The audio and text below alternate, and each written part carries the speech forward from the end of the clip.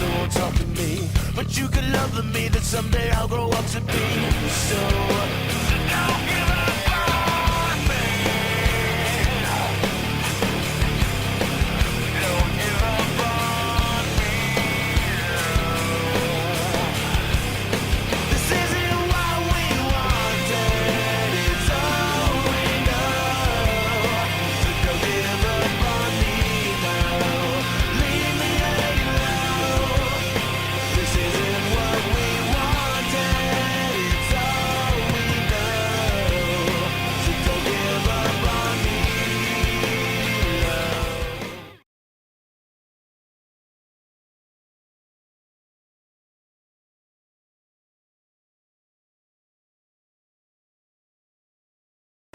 In this second video series, we're going to cover some different hand blows, use of the forearms, the elbows, headbutting, and different seizing, clawing, ripping, and gouging techniques, and how to train them, condition them, strengthen them using the Spar Pro and some other easily accessible equipment. But what I have to say is in video one, we did the chin jab, the tiger claw, the edge of hand blow, and the shoulder stop, single and double. And that in and of itself is a very comprehensive system that can really be applicable to most any type of an attack. So that might be the most important methods for you to really try to master. These are more so icing on the cake.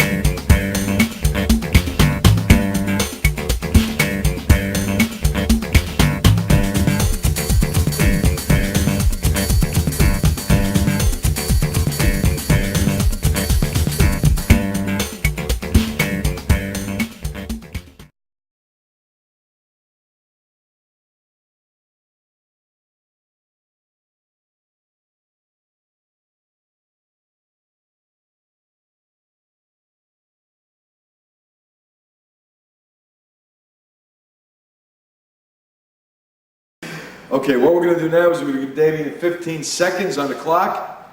He's going to go full bore for 15. I'll blow the whistle once, he'll start. At the end of 15, I'll blow again, he'll stop.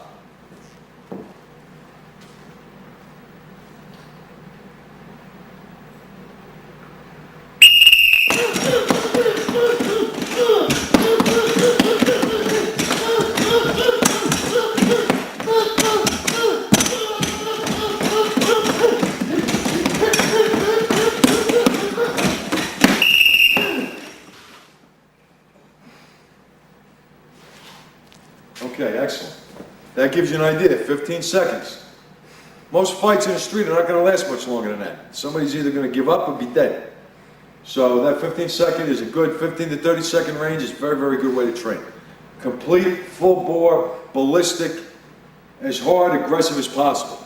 You want this guy back on his heels, or you want him defending himself, or you want him thinking, geez, I got to be defending myself. You know, this is how you got to think.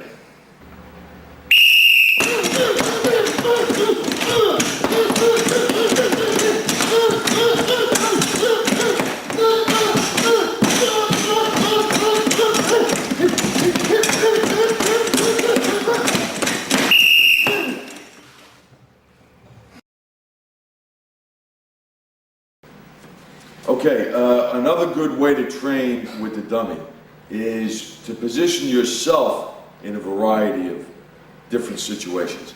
Sometimes you're going to be able to face the guy squarely, or he's going to come straight in on you, but a lot of times that's not going to be the case. So instead of just facing the dummy squarely all the time, you can practice a side position, okay? You're standing there and somebody approaches you to the side, and you would practice your combinations from there.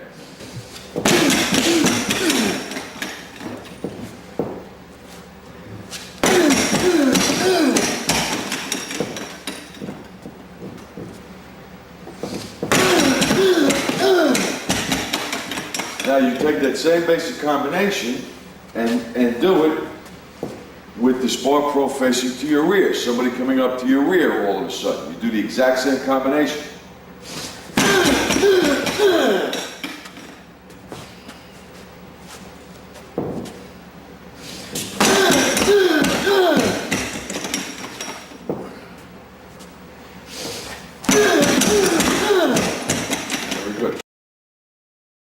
Okay, one other aspect of the training, especially important for solo training, any type of training, but something you should address in solo training, is body conditioning not only for the attack, but also to receive. You want to give yourself an idea of what it's going to be like to deal with incoming shots, and to get in that mindset that even when you're hurt, it ain't going to matter. You're going to get the job done no matter what happens to you. So, there are a couple different ways to train that. On your own, which is fine. It's an excellent way to help condition the body to receive impact. One of the ways is simply using a brick. And all you're going to do is you're just going to practice, and you can do this any time of the day or evening, is just practice striking different areas in the chest.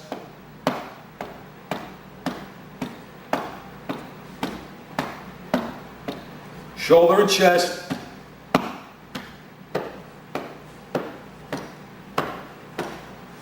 To get used to that impact and taking it across the pecs, the deltoid, and the sternum. You could also practice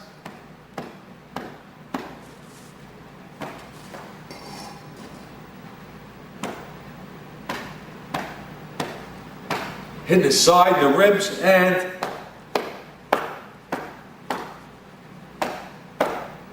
hitting the solar plexus. All those areas, not that they're incredibly vulnerable, but you got to be expecting it hitting the solar plexus, in the guts, in the ribs, in the chest, and the shoulders. So this is a good way to get used to being able to take that impact and mentally blow it off. It don't mean anything. Next, we'll be conditioning the forearms. We showed how to condition the back of the forearm. One area of the forearm that is particularly susceptible is right here by the thumb. So I just like to take my steel pipe and just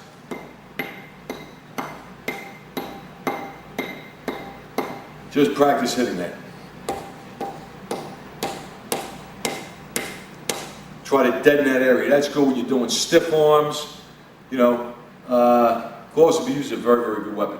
The last area I think that we should be conditioned is the shins.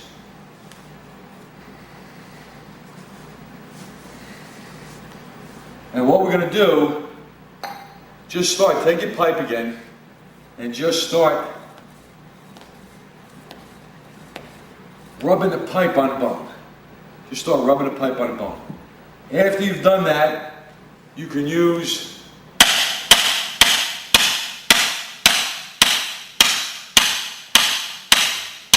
your forearm toughener, or once again, go back to your pipe. And use your pipe to condition and toughen your shins. Both sides. So what you've done is you've conditioned the forearms, the hands, the torso, the abdomen, the shins. You're doing about as much as you can do solo. Of course, there's a lot of other things, isometric training, weightlifting, but as far as combatives, we've given you a pretty good program, pretty comprehensive program to follow to help get you into some good fighting shape when you're forced to have to train solo. Okay, the last technique that we're going to go over is the headbutt. Again, very, very simple. You want to try to butt right with the area of the head that is by the hairline. Okay? This is the area you want to try to smash directly into the center of his face. You could smash this into his sternum and pop up with the head. Depending on the type of situation you're in, a headbutt hitting his collarbone could damage that side of the arm, turning the head into the temple. So the headbutt could be used in a very violent way.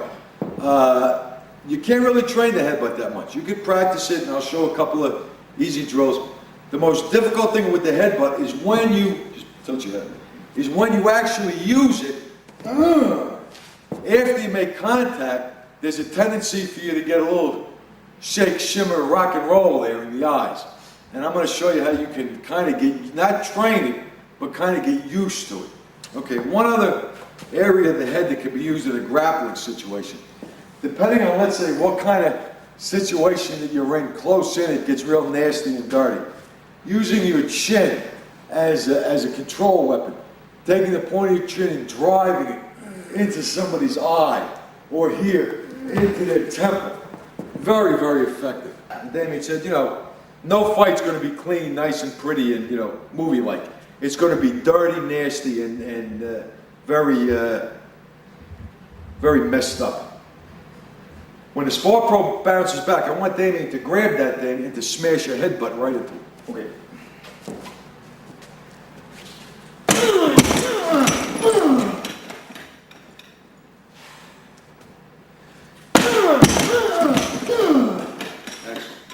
This is how you start to train with the Sport Pro.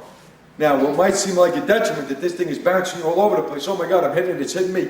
Screw that. Use that. Grab it and start smashing headbutts, shoulder butts, knees. Use it. Dig your thumbs into the eyes. Okay? Really try to murder this thing. That's the whole point. Put all these combinations together, work hard, but be honest with yourself. And you know, here's the other thing. Don't ask yourself a lot of questions, a lot of ifs, ands, but just practice hard. When the stuff happens in a real fight, bang, it's going to move. And you got to do something hard and fast. You're not going to have time to think. Thumb up, thumb down, da-da-da-da. Nonsense. He's popping out of the shadows. You got to save your life. You got to attack him for everything you're worth. And you better make it real. You better make it right. I would do a lot of neck strengthening. You could do bridge work. You could do neck harness work. Just tension exercises are fine. I'll show you one exercise with the brick that's really easy. The most important thing, and again, I know some people might take issue with this, and that's fine. In a fight, you also have to condition yourself to be able to receive impact. One of the areas that probably is going to get hit is the face-jaw area. Now, you know, the old boxing adage, it's a punch you don't see that knocks you out, is very, very true. If you could see a blow coming, most of the time, you're going to be able to make some reaction or some immediate preparation that might not allow you to be knocked completely out, but it probably will rattle your cage.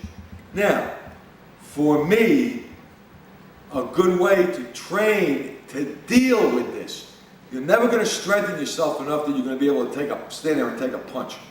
But you can train yourself to understand, accept, and become comfortable with taking a shot. Okay? Now, if you box or you kickbox or you do any kind of free sparring, full contact training, you're going to get hit in the chops a lot. That's very good. If you don't, or you never have, or you've never been in a fight, or you just like to keep in condition and stay used to being able to deal with this kind of thing, then here's one drill you can use. Go very, very light, and remember what I said. All this is for is to replicate that shock to help you understand it and get over it. And all I use, very simply, is just the lead pipe.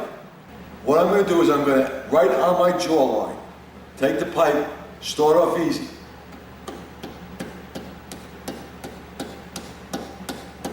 And just hit yourself right across the jawline. Now you'll not, and keep your eyes open. What you'll notice is this replicates, you know, you get clipped across the jaw and, you know, you get that rattle in your eyes. What this does is it makes you comfortable or used to that. So when that does happen in a fight, it's one of those things that, hey, I've been there before, no big deal. You practice both sides.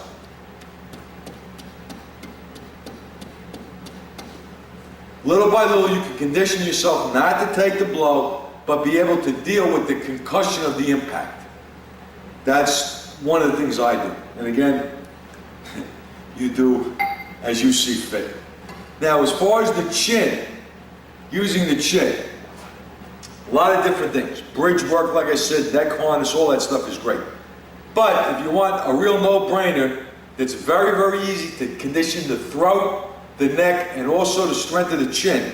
Just again, take your ordinary house brick, put it right up under the throat, take your chin, catch it, and just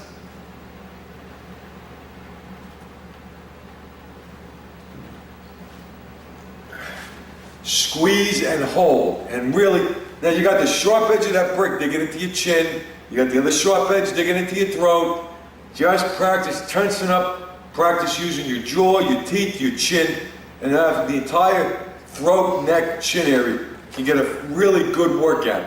And again, there's a little bit of pain involved because you got these jagged edges, just, you know, like water off a duck's ass. Don't even worry about it, it's good for you.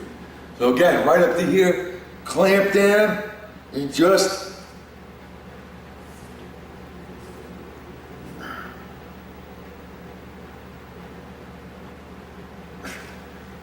squeeze until you can't squeeze anymore. Just a couple ideas on how to train for the headbutt and the chin gouge. Well, we're just going to touch on briefly is the fist. It's just punching the guy. Now, a lot of times, punches get a bad rap. People are afraid they're going to break their hand. You know, anything can happen in a street fight. The guy can come up and stab you and kill you, shoot you and kill you. You can break your hand, you can break his hand. It's a street fight. Anything can happen. But a fist weapon is not that bad. If you condition a little bit, it's even better. And I'm not going to say what's better. Karate style blow definitely has some advantages going for it. I mean, if you see some of the old style karate people, some of the hardcore Shotokan people with Shukokai or Kyokushinkai, they throw some brutal punches. Boxing the same way. So I'm not the kind of guy that's going to say one thing is better than another. Depending on the situation, depends on what you're going to use, depends on how you're going to use it. One thing I will say is probably for most individuals that are not going to go really crazy in conditioning the punch, the point of impact is on that line at the corner of the mouth. That's the longest lever. It's going to cause the most referral shock and torquing of the brain stem, and also you have a nerve here, the mental forming. So your punch, so your punch that would target that area with the knuckles would be, again, a very fast whipping type of punch. Just coming in and snapping. Another good area to hit, of course, would be the solar plexus. That's a good one. Stay away from the groin. You got to bend over too much. I'm not really crazy about that. And of course, swing blows to the side of the neck and the temple, also good. But like I said, your bread and butter in a street fight is clipping that guy right in the corner of the jaw with that fist. That's the one I work on right now. And again, as you train more and get more experience, you know, sky's the limit. We could probably take an hour talking about the mechanics of a reverse punch, but for expediency's sake, we're just going to go through just the basic. Okay, so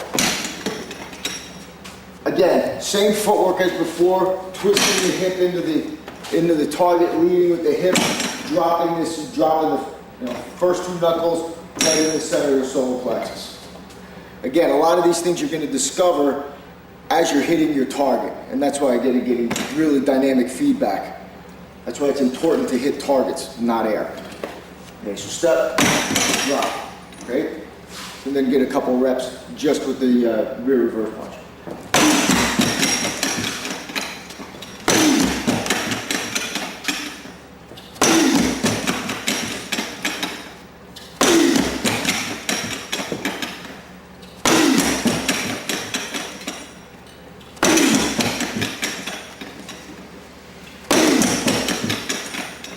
Again, even little things is important to see the shirt. As I'm hitting it, I'm feeling the buttons, I'm feeling the fabric, okay, which is very realistic about actually hitting somebody who's going to be dressed. Okay, a lot better than hitting just a heavy bag. Okay, or the Smart Pro without any clothing on. So let's put these in combination. We're going to add an edge of hand. So we're going to start with that opening punch. It's going to come back edge of hand. Then we're just going to follow with the reverse punch. Again, drop it, and follow through. So a little more pepper on it.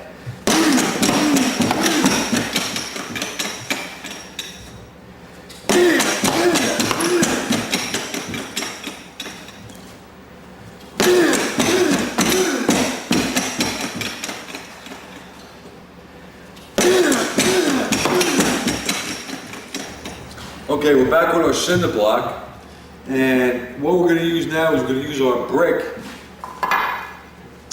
with our little bit of padding and our thick grit sandpaper.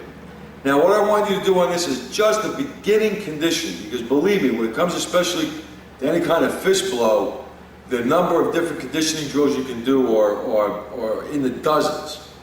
All different types of striking apparatus. Makawara training, there's a lot you can do to really develop a very, very dangerous punch.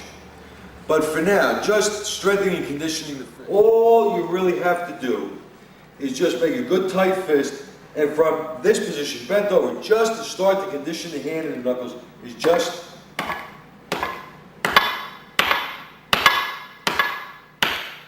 start to just drop the punch.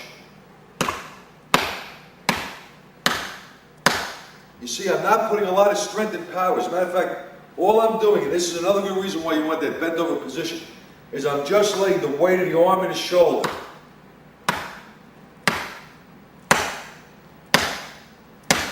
start to drive the punch in. And then little by little, I start to hit more shoulder and hip. And then once you've conditioned the knuckles and the fist so that that impact is really not bothering you, then you can go on to all different types of fist conditioning. To my way of thinking, this is one of the easiest, best ways to begin to condition the fist. And one other thing, again, what's also very important is the strength of the fist.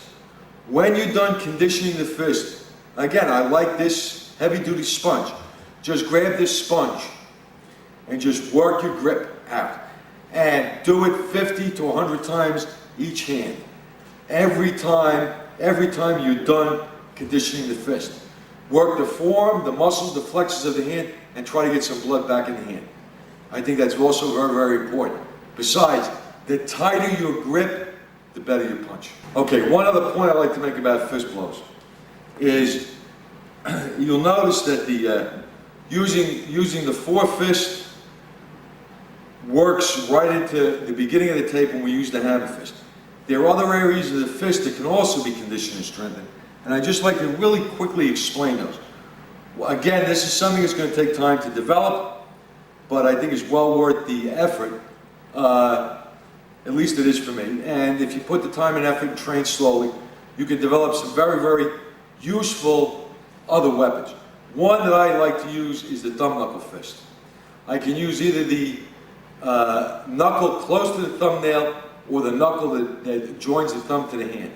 You're just raising that thumb in that position, locking the tip of the thumb on the index finger. And just practice to begin to train this. I like to use the side of the cinder block, and I just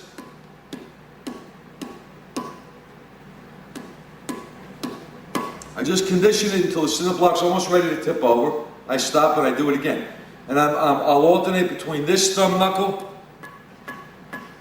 by the thumbnail and this larger thumb knuckle by the hand. This is a really quick blow into the side of the neck, into the temple.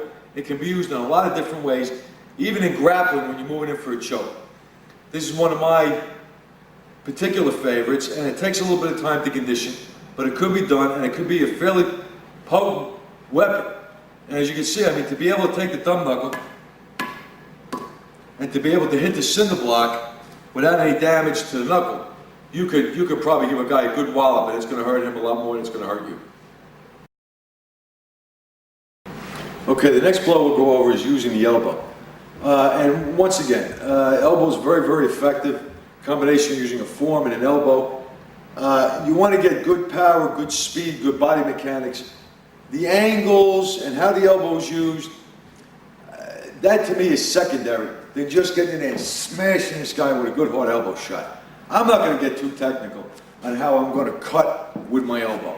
All I want to know is I get my body behind it, and I'm going to whack this guy as hard as I can with the sharp bony point of my elbow or this part of my forearm. Preferably in the head and neck, somewhere that's going to hurt him. So any kind of looping elbow is great. Smashing back this way. Here, I like to use two hands to get as much grease in it as I can. And again, even if he's bent downwards, smash it to the back of the neck, in between the shoulder blades, really dropping that elbow right down. Very, very effective. And again, like with the knee, grab a guy and start kneeing him. You don't need a lot of technical instruction. Just grab the guy and knee him as hard as you can. Same thing with the elbow. Just grab him, whatever, and just start hammering this guy. Hammering with elbow strikes. What you're gonna do is just take that forward elbow and drop it right across, and then just try to cut the target in half. The footwork, you can step left or right leg. It's really going to be what's comfortable for you. The pluses and minuses to both, whatever gives you the most amount of power. Maybe a situation where you can only move in a particular direction, you're maybe backed up against something, okay? So you can play around with both. I just naturally wind up just interchanging them when I'm working out. Okay, that step and that drop and drag it across, and really just try to just hammer. Just try to take this thing right off the base.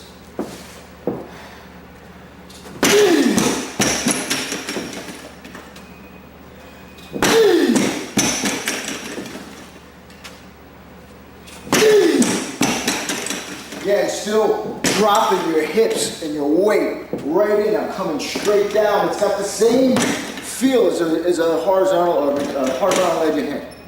Okay? Vertical edge of hand. Sorry. It's got the same feel as a vertical edge of hand. Dropping down. The same feel as a hammer fist. Same body mechanics. Okay, so really just drop. Drop your weight into it. Okay, back of the elbow. Okay, whether you cover, whether you grab, as long as it's instinctual and you don't think about it, great. Most of the people I tell when they're first starting, just to grab your hands, clasp the heel and hands together and just lock up. At least you just don't have to think about it. People with a lot of previous karate training, get used to switching, fine, whatever. As long as the hand that's driving is the hand that's the fist, okay? So, lock in. It's a special note, just watch your feet on your sparkle.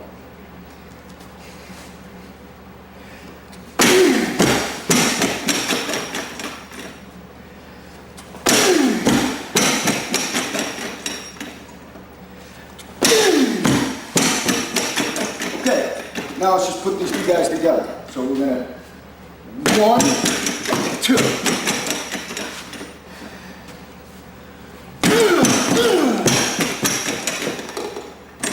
Careful not to knock it over and get sand all over this.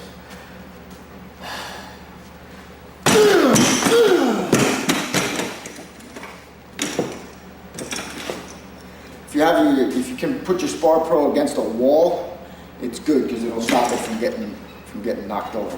But you can really get a lot of juice in this stuff.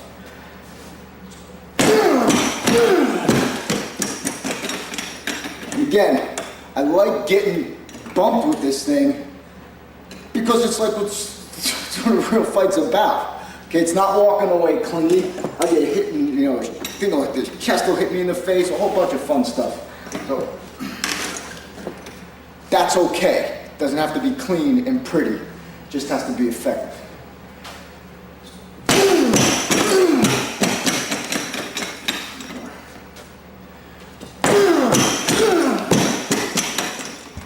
Okay, again, basically two ways to use the elbow, or two areas that you have to condition, is the front of the elbow and the bone, about 2 or 3 inches down the forearm, and the back of the elbow. So if I were to do a downward elbow strike, or rear elbow strike, a side elbow strike, basically the target area, the weapon area is the same. So in that regard, and you got to be a little careful with your elbow, the bone in your elbow. So I like to use this with a little bit of padding. But I'm using the point and just directly behind the point of my elbow. Just start off lightly.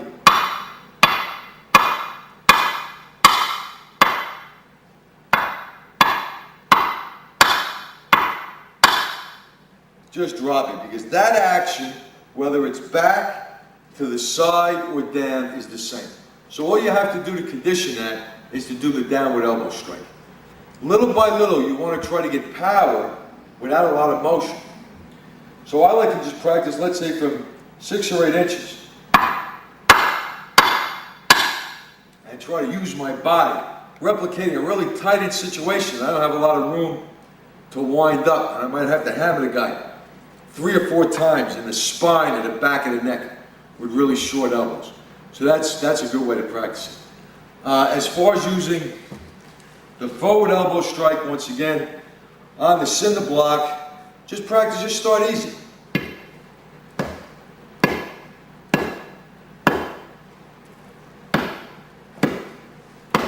And just practice slamming, just start conditioning.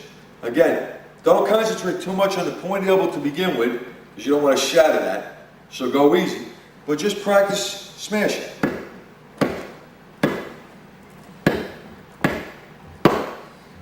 And that's the 2 ways to condition the elbows. Okay, the next blow we're going to cover is the finger jab or the eye jab. Very simply, you're going to extend the fingers. You want to keep a little bit of a bend to them. And this blow, again, however you insert it, it can be used as a preemptive strike or in your combination. Just flicks out at the eyes, this way. Just flicks out at the eyes. Now, I'm not doing this. My elbow is down and my hand travels this way into the eyes. Now, look at Damien's chest. If you look how my hand hits, it hits this way with the pads of the fingers. This way. Now you're not gonna break your fingers this way. That's why it's important. So not like this with a little bit of bend, and they're shoved right into the eyes. From a natural position, any kind of position that you're in, just flick them out. That's all that is. Just poke them in the eyes. Just from here, just snap it out. Really, I'm looking for that reaction. If I get that reaction, he's worried about this, he's not going to see, that's fine. Or even if I hit, it gives a different feel to a fight. Grabbing a guy and punching him in the face, or moving in and driving your fingers into his eyes, it's going to have a big psychological effect on this guy. Okay, one is a much more vicious, we're in for all the marbles type of thing. Very simple. All this is snapped out right into the eyes. The finger dart or the finger jab. Again, pads in the hand, right up into the spar pro. And this again is why I love working out with these things, because it just looks exactly like what you're going to be hitting. And there's something to be said for striking and working with realistic targets rather than something that is man-made. So if you've got something that's not pieced together, and if you have the resources to pick up a training dummy, absolutely positively. Again, nothing, don't worry about, with these particular ones, about the telegraphing of the whole bit, okay? You're just going to bring it up and just drop it in.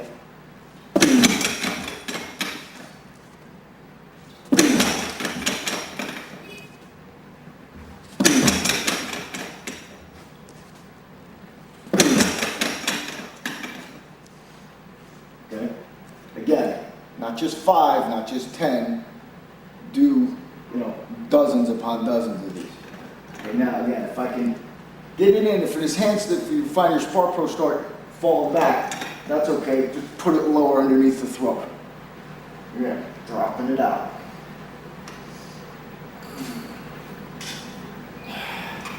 Even if your fingers start to bend, no problem.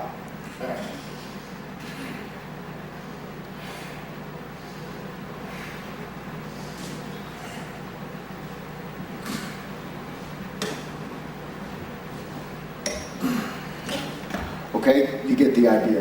Again, we go back just to our cinder block.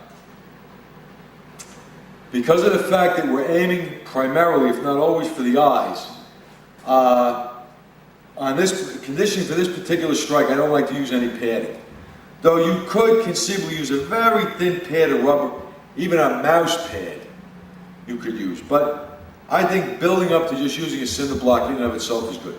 And all you're going to do, again, form the hand position with a little bend in the fingers, and just, and I'm replicating that same type of motion as I hit the block. Now, you start off easy,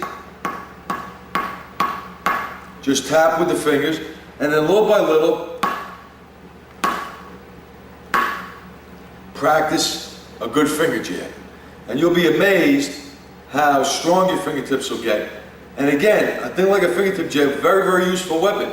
if you condition it to the point where you know you're hitting a cinder block fairly hard with no damage to your fingers, that's going to make this a very useful weapon for you. Again, like the thumb, start off easy, because the fingers can be damaged, but they can also be strengthened and can be used very, very effectively. One other drill I think is pretty much mandatory for finger jab is, besides using the brick and the dummy, is practicing the finger jab on a hard surface, on a wall or on a tree. I think it's very important to really get the proper mechanics, because again, like I said, you want the arm to travel this way, this way to make contact, okay? Not to go this way. And you might have a tendency on the Spar Pro initially to put the hand at a bad angle and wind up spraining your fingers. I've seen that happen. So that's why I like to just start on something that is not really that realistic. So you don't feel like you got to drive your fingers through the eyes. You can just practice that tapping action. That's going to help you get the proper mechanics for that eye jab. Right now we'll discuss the thumb. Using your thumb, let's say in a really close quarter situation, you're moving back and forth, that you can get a thumb into an eye. Okay, just driving a thumb into an eye, or getting the thumb into the jugular knots. Very, very effective. There are a number of areas on the face in a situation that might not call for an extreme response. You have different nerves on the face. One very, very good area is right underneath the zygomatic arch, where the muscle of the jaw comes in line with the teeth. You'll find a spot right in here. In a situation I wanted to drive a man back, just putting my thumb in that area and pressing back is enough to drive him back. But you need to have strong thumbs. A thumb jab used into the solar plexus, into the throat, driven into his eye, into the side of his neck can be very, very effective. And it just, he comes to move in. Let's say you stop him, and just come in with a hard thumb jab into the bladder, into the solar plexus, into the throat, drive into the eye. It can be very, very effective. Okay. Next, we're going to be working that thumb jab, and it's just easy just to work it to the solar plexus. Okay. Again, just like Carl talked about before, start taking it easy, especially when you start, when you're hitting with your fingers. Okay. So you just drop.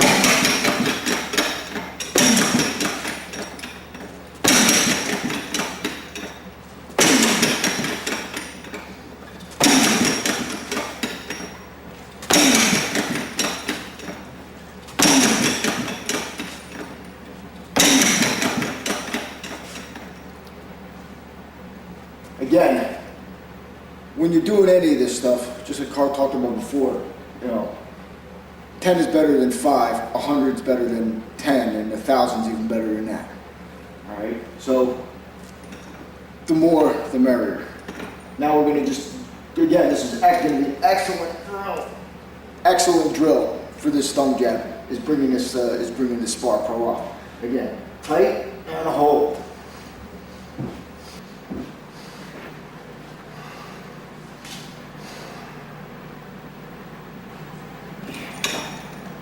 Again, just like you were lifting weights, lock it in, push it off.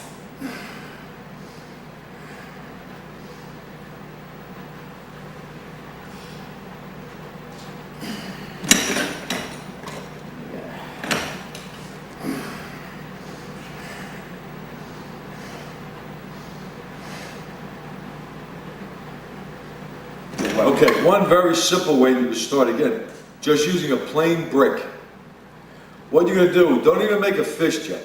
Just open your hand, and just use the tip of the thumb and just hit the brick. So all I'm doing is I'm tensing my hand and just using the tip of my thumb just to hit the brick. Little by little, you can start going harder and harder and harder. Once you feel comfortable with that, you've done that for a couple of weeks, you start to string that. Then make a fist, extend the thumb, and then now you can really start to really work your thumb jab. Very, very simple way to do it. Again, we have our brick with our cushion on it. Same idea. This might be a little easier to start with. That's how you're going to start to condition the thumb. Very important that you go easy in the beginning so you know exactly where the position of the thumb is the strongest. Okay, the next blow we're going to go over is going to be the hand yoke. And the hand yoke simply is opening the hand and using the webbing between the thumb and the index finger as a blow going either into the throat, or it's also effective under the nose. Very, very similar to how you use a tiger claw or even a straight punch, a left jab or a straight right. It can be used as a weapon. Let's say as a man approaches me, just to stop him, hold him at arm's length until you see what's happening, or you could use it as an actual blow to try to do a lot of damage. So there are two ways for it to be used. Very, very effective, very, very good blow. What I like about it the most is from a hands down, very non-telegraphed position, just wham, just throwing that hand right up is very quick. All it would do from here is just sweep up right underneath the chin. Right, I'm gonna hit Damien in the chest. I'm not gonna go to the throat. But you would see with almost no wind up, just wham, that'd come right into the throat. So very, very effective, very, very good blow. Okay. I work in the hand yoke, which again, with this particularly, with the training dummy particularly proves its value.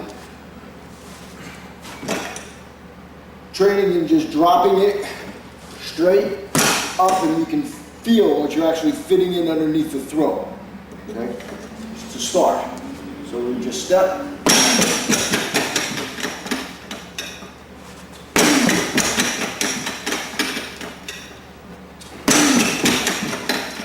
Just don't worry about telegraphing again, just concentrate on developing the technique.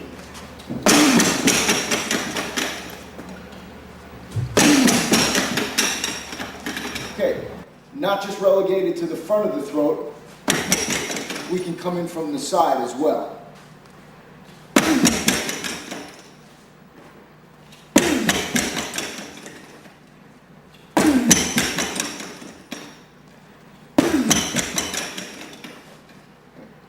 Bridge of the nose, just a few degrees above where we're coming in with the throat.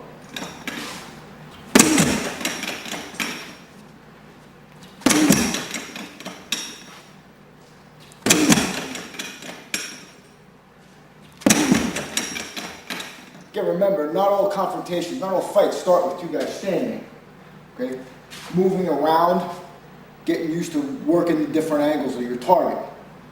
Again, we're sitting from the side. The hand yoke, excellent. We'll just move to the other side. So you better hear. Working the back or base of the skull.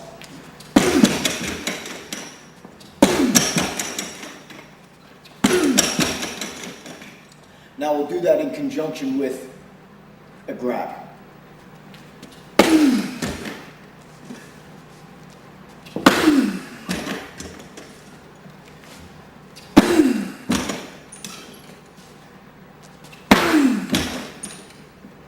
Moving around to the front. Damien just showed the use of the yoke, hand blow, and a grab to the back of the neck. And I would wager, I'd make a wager that people are going to be watching this tape and going to be saying, well, geez, what would you use that for in a real fight? And, well, like Damien said, not all fights necessarily are going to go to the graveyard. There might be some where you just have to strong arm a guy. You know, let him know who's the, in charge of the situation. That's a pretty good technique for that. But how about this? What happens if right in front of the Sport Pro is a brick wall, okay, at the side of a delivery truck, or a plate glass window? That's an excellent technique, smashing with the web hand, grabbing, and then driving this guy's skull right through whatever's in front of him. Keep your mind open when it comes to self-defense. You gotta think in a lot of nasty ways, okay? So that hand yoke, yeah, you could just come up to a guy in a situation, you gotta let him know who's boss, calm him down a little bit. You can also throw a guy right through a window with that. So, keep that in mind. Get working that same web of hand grab to the throat. particularly like to use this in conjunction with your isometric training.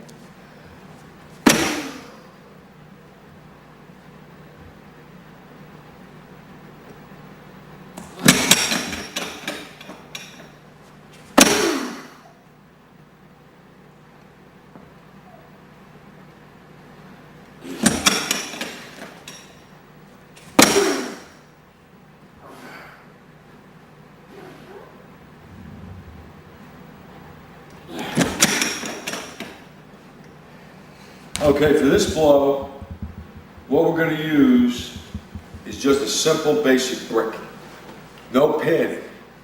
And the method of conditioning, because you have a lot of soft tissue, and you're also going to be conditioning the thumb, which we're going to demonstrate next. The conditioning aspect, the toughening aspect, the strengthening aspect is going to be lighter than what we've done before.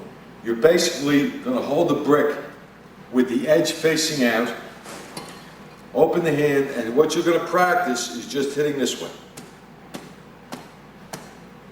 See what I'm doing? I'm just practicing hitting on edge with the brick. And what this will do, this will callus the inside of the index finger, and this will toughen and condition the web of the hand. And you would just do that very, very lightly, over and over and over again. You don't need to put a lot of power in this one. It's not necessary. That's a very simple way to condition the yoke hand or web of hand blow.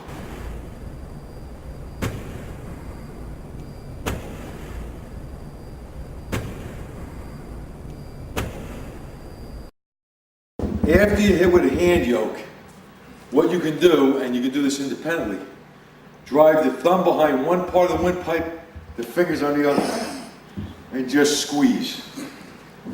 After I hit, I can just squeeze this way.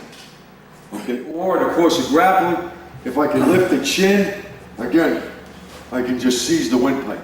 Simple way to condition and train that, again, is with your brick. And all you're going to do is look at that angle of the brick as the windpipe. And you're just going to seize that, and you would squeeze it as hard as you can,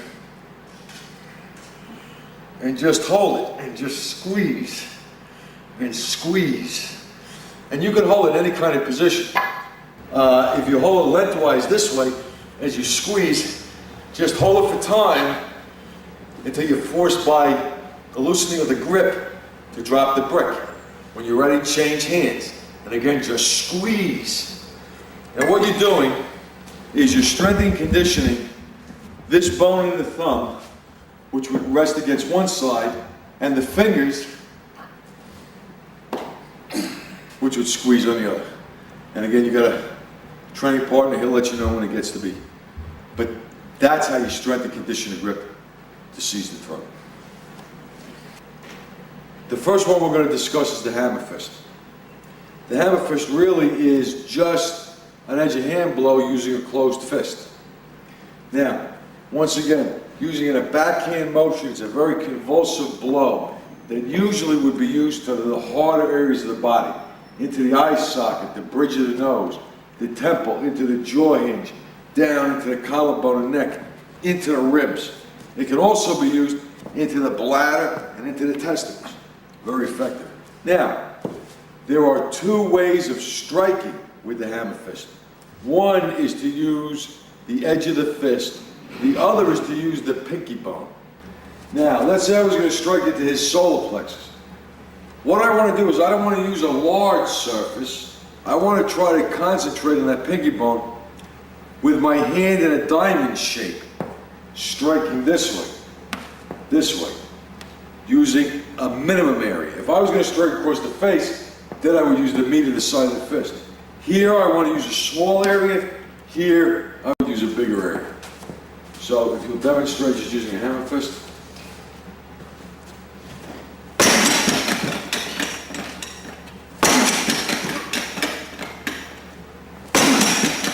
Double up.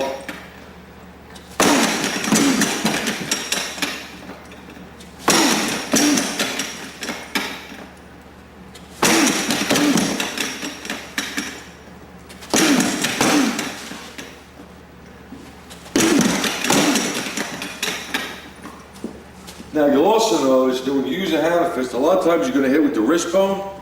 You can hit with the wrist bone, also using the forearm. Also striking with the forearm across the ribs, across the throat, side of the neck. Even let's say if you would hit and spin him using the forearm to the base of the skull is also very effective. So I want you to think of the hammer fist, the wrist, and the forearm as a single unit. Okay, so we're just going to start working, training that hammer fist. So we're going to work we're going to the side of the head, and just again, don't worry about it where it starts. About just work on training the impact with the target, with the spark plug. Okay, so just step, whip. Okay, again, snap in the hand, back. Okay, if you get a little comfortable with that, then just double up the same blow. No big deal.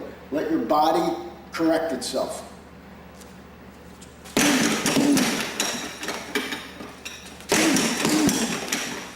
Again, same as before with the edge of hand. Elbow up, chin down.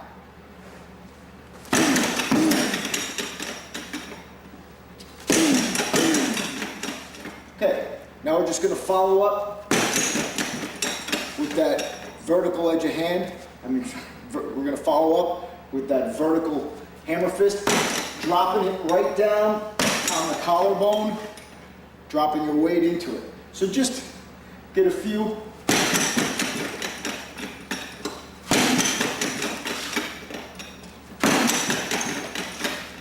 Now put these two together.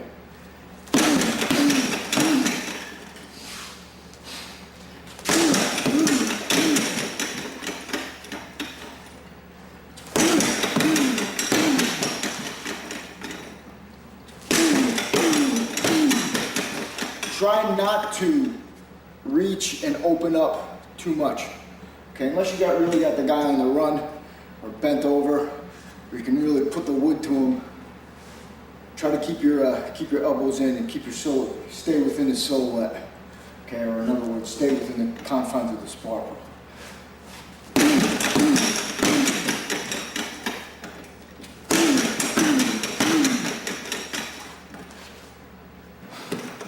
Work the impact element of it, the ballistic element of it. Now we're going to work the strength element. So again, just like with the edge of hand before, digging it in and pushing off, okay? Whole body.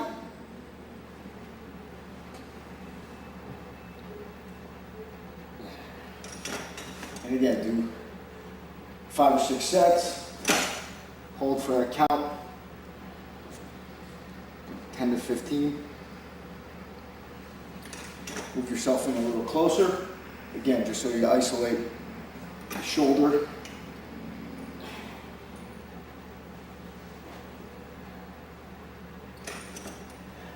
And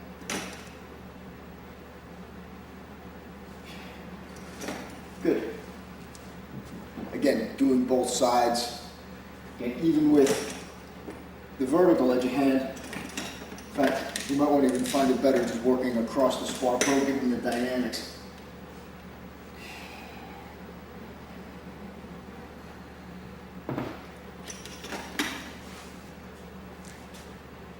And that's just working the entire hammer fist.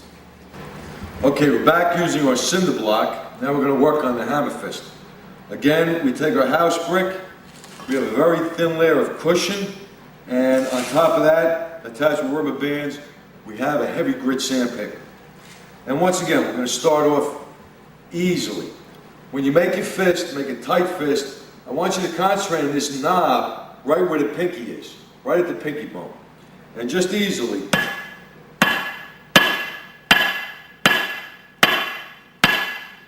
just start to condition that area. You'll notice that in time as you do this, this will become more pronounced, almost like the peen on a ball peen hammer. So that's what you want to concentrate on, a lot of body areas that you need a small weapon to hit, let's say into the solar plexus. It can be used to the temple, behind the ear, any area where you want to use a very sharp, pointed weapon using the hammer fist. So the hammer fist doesn't have to be blunt, using the entire meat of the edge of the fist.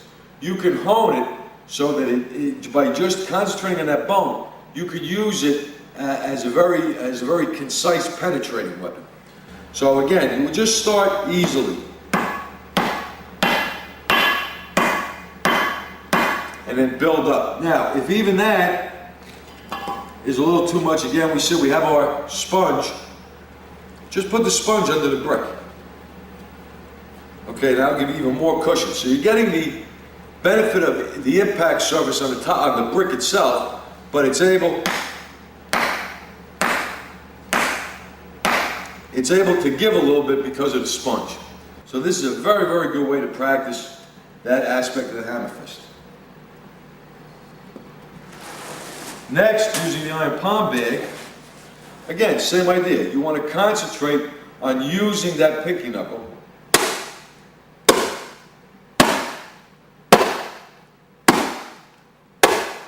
and try to get a penetrating strike. Now, sometimes I'll use a bag with steel shots, steel ball bearings, which is very good. It can be very painful in the beginning for somebody not used to it, but what that does is that really gives you a very good indication of how much you penetrate. You'll actually see just that little knob of where the pinky bone has penetrated into the bag. Now, also with the iron palm bag, you can also condition the entire edge of the fist. That's a very good way to start, and afterwards, you can go back to your brick, and I turn it now lengthwise, and also you can condition the entire part of the hammer fist. So we have the pinky bone, we have the meat at the edge of the fist. The other two areas that are important is the wrist bone itself and the forearm. Now the wrist bone is important to condition because let's say you aim for the head and you were to strike a bony area, a thick bony area of the skull. Well, you could definitely injure that wrist bone. So instead of having it as a deficit, if you strengthen and toughen and condition the wrist bone, you'll have it as another advantage and another striking weapon. It's particularly effective, or could be particularly effective, when you're blocking an attack. That you smash that bone into an oncoming forearm, into the wrist area or into the muscles of the arm. That can really do a lot of damage. Not that we're looking for it, but if it happens, all the better for us and all the worse for the other guy. Now, conditioning that is basically the same way. Tight fist, and I'm going to condition and concentrate on the bone of the wrist, and I would do it the same way. Just start easy. And if you could see how I'm doing this, emphasizing right where my wrist bone is, onto my block. Okay, that's what I would do. I would, again, start lightly and build up, and in a little bit, you'll notice that this too, you'll start to get a little bit of a protuberance where the bone is calcifying, and it's going to be a very good weapon. It's not going to be subject to a lot of injury. Now, another way of conditioning it, and this would be a very simple, inexpensive way to do it, is just to get hold of an iron pipe. And all you want to do is just hold the pipe out and just start to hit the pipe. I don't know how you can see what I'm doing. I'm just hitting the pipe with that bone. That's all I'm doing, is just hitting the pipe. So you make your fist and just, that's all I'm doing. Concentrating on hitting the bone against the pipe. The other thing that can be done, if you can get hold of one of these, again, is also very good. This can be put on the cinder block, and again, just concentrate on conditioning that aspect of the forearm. So that wrist bone can be very important. Now the forearm, we can do the same thing conditioning the forearms. Now for this, I might just use a cinder block with no padding. Tight fist, and just bring your forearm down on the block. Start off light. Now I'm using the outside bone. Start off light and then just increase the power as your arm gets more conditioned. And again, you can use a thing like this foam conditioner, which I have wrapped with a heavy grit sandpaper to help the calcium effect. And just condition the arm by just constantly hitting. And again, you could use the lead pipe. So that gives you some ideas of how you would condition the weapons of the hammer fist, the wrist, and the forearm.